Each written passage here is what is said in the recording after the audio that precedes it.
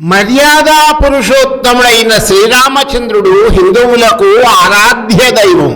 శ్రీరామ రామ రామేతి రమే రామే మనోరమే సహస్రనామ తత్తుల్యం రామనామవరాననే అనేది ఒక తారక మంత్రము.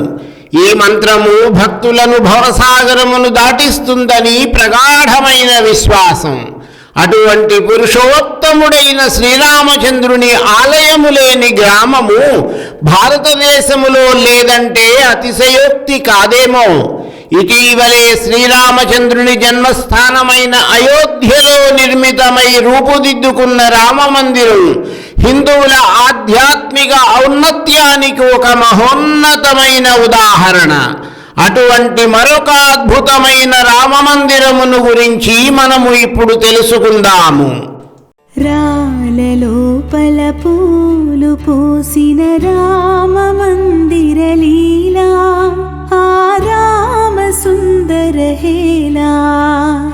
రాలలో హృదయాలు మ్రోసిన రాసకేళీశాల, ఆ రామ మందిర లీలా. నిన్నటిదా మొన్నటిదా, నిన్నటిదా మరి మొన్నటిదా, ఇది ఎన్ని జన్మల గాథ. కళాదేవతల కడాని చూపుల కాలం బందీ కాదా.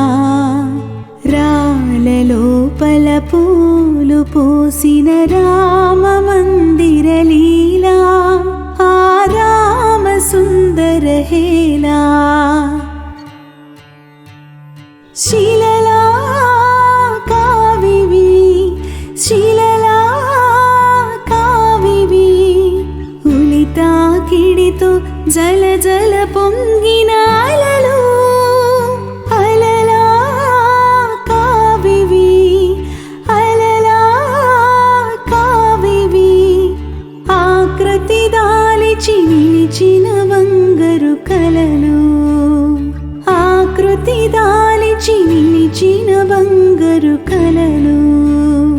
రాలలోపల పూలు పూసిన రామ మందిర లీలా, ఆ రామ సుందర హేలా.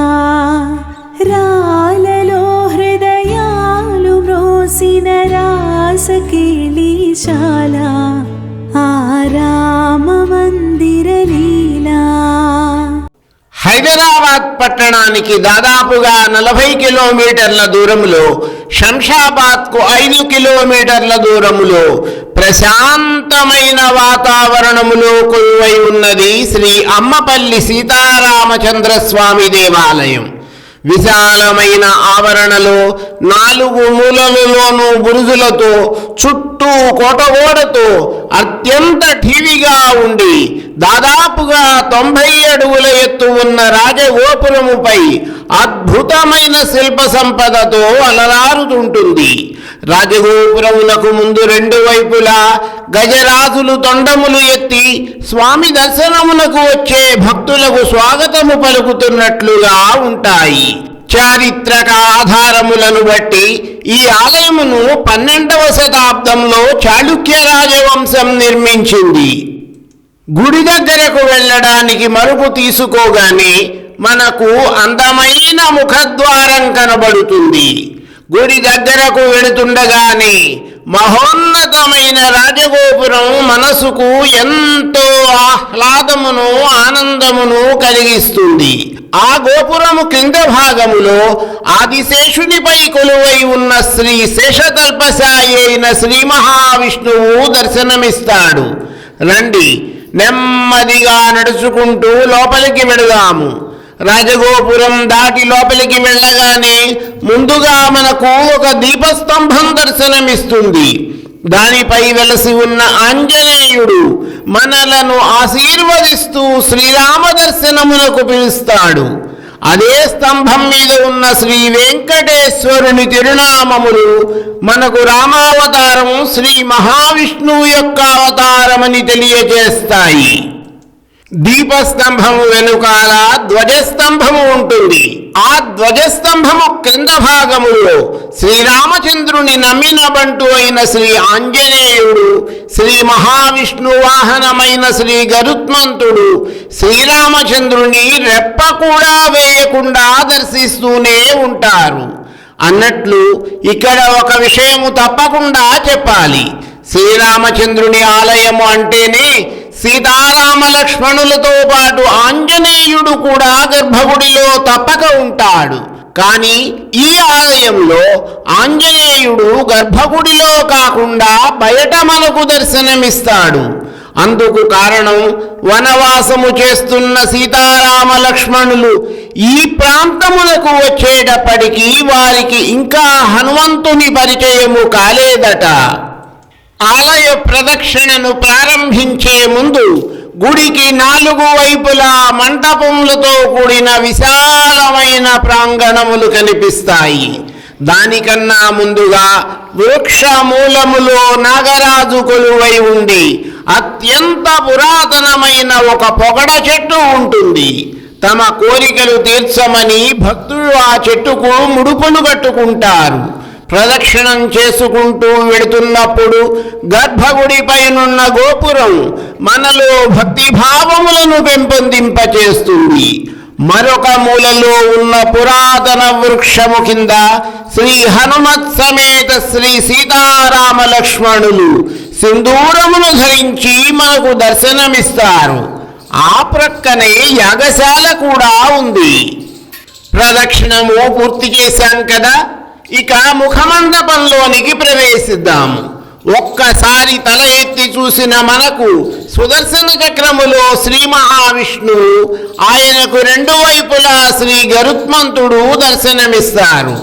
నెమ్మదిగా ముఖమండపములోనికి వెళ్ళిన మనకు అక్కడ శ్రీ మహావిష్ణువు అవతారమైన కూర్మము దర్శనమిస్తుంది. ఈ కూర్మము స్థాపించబడిన క్షేత్రములను దర్శించినట్లయితే మోక్షము సిద్ధిస్తుందని భక్తుల విశ్వాసం. అదుగో స్వామి కొలువై ఉన్న గర్భగుడి మనలను దర్శనమునకు రమ్మని పిలుస్తోంది. వెళదాము రండి. ఈ ఆలయంలో ఉన్న శ్రీ సీతారామ లక్ష్మణుల విగ్రహములకు ఒక ప్రత్యేకత ఉంది. ఈ విగ్రహములు ఏకశిలా విగ్రహములుగా, మకర తోరణములు కూడా శిలలో భాగముగా ఉంటాయి. శ్రీరామచంద్రుని విగ్రహమునకు ఉన్న మకర తోరణములో శ్రీ మహావిష్ణువు యొక్క దశావతారములు కొలువై ఉన్నాయి. మరొక విశేషమేమిటంటే శ్రీరామచంద్రుడు తన చేతిలో కోదండమును ధరించి ఉంటాడు. అందుకే ఇది శ్రీ కోదండరామాలయముగా ప్రఖ్యాతిగాంచింది. ఇక ఈ ఆలయమునకు ఉన్న మరొక ప్రత్యేకత అతి పెద్ద కోనేరు. ఎంతో విశాలముగా ఉండి క్రిందకు నీటి దగ్గరకు వెళ్ళడానికి అనేక మెట్లు ఉండడమే కాక కోనేరు చుట్టూ కూడా విశాలమైన మండపం ఉండడం అద్భుతం. అత్యంత పురాతనమై ఆదర్శ దంపతులైన శ్రీ సీతారాములు కొలువై ఉన్న ఈ దేవాలయ ప్రాంగణములో తమ సంతానము యొక్క వివాహము జరగాలని అనేక మంది తల్లిదండ్రులు కోరుకుంటారు. అందుకు ఇక్కడ 2 రకములైన ఏర్పాట్లు ఉన్నాయి. రాజగోపురమునకు ఎదురుగా కోనేరు ప్రక్కన ఉన్న ఒక విశాలమైన మండపము వివాహ వేదికగా చేసి, ఆ వేదిక ఎదురుగా అనేక కుర్చీలు ఏర్పాటు చేసి వివాహము జరిపించడము ఒక పద్ధతి. విద్యుత్ దీపములతో అలంకరించబడిన వివాహ వేదికను, ఆలయ ప్రాంగణమును ఒకసారి చూడండి, ఎంత అద్భుతంగా ఉందో కదా. ఇక శ్రీ సీతారామచంద్ర స్వామి కళ్యాణ మండపం పేరుతో ఒక కళ్యాణ మండపం కూడా ఉన్నది. అత్యంత విశాలమైన వేదికతో 2 గదులతో దాదాపుగా 500 మందికి పైగా అతిథులు కూర్చొనగలిగే విశాలమైన హాల్ కూడా ఉంది. దాదాపుగా 100 కార్లు పార్క్ చేయగలిగిన విశాలమైన పార్కింగ్ కూడా ఉంది. ఇక ఆలయం నుండి బయలుదేరి రోడ్డు మీదకు వస్తున్నప్పుడు శ్రీరామ భక్తుడైన ఆంజనేయుని ఎత్తైన విగ్రహము మనకు శ్రీ సీతారామచంద్రుల ఆశీస్సులను అందచేస్తుంది. అమ్మపల్లి శ్రీ సీతారామచంద్ర స్వామి ఆలయం తెరిచి ఉండే సమయాలు ఉదయం 6 గంటల నుండి మధ్యాహ్నం 1 గంట వరకు, తిరిగి సాయంత్రం 4 గంటల నుండి రాత్రి 8 గంటల వరకు. పునర్వసు నక్షత్రం రోజున అనగా శ్రీరాముని జన్మ నక్షత్రం రోజున మాస కళ్యాణోత్సవం నిర్వహిస్తారు. ఇంకెందుకు ఆలస్యం? మహాద్భుతమైన అతి పవిత్రమైన శ్రీ సీతారామస్వామి ఆలయాన్ని వెంటనే దర్శించి ఆ పరంధాముని కృపకు పాత్రులు కావాలని కోరుకుంటున్నాను.